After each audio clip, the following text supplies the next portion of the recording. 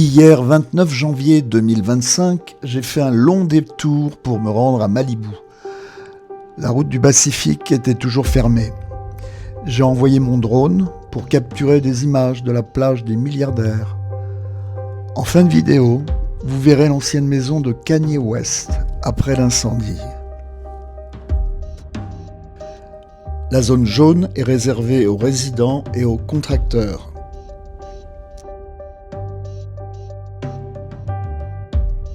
Hey, how are you? I have a question. Do you have any idea when it's going to reopen, PCH? No, they don't really give us a timetable.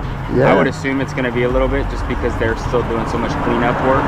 So much work, it's just incredible. Plus maybe to re-establish the electricity also. Yeah, I think the utilities are still working, so Many trucks. I would guess it's going to be a while. Have a good one, thanks. Voilà, donc personne ne sait, c'est affaire à suivre.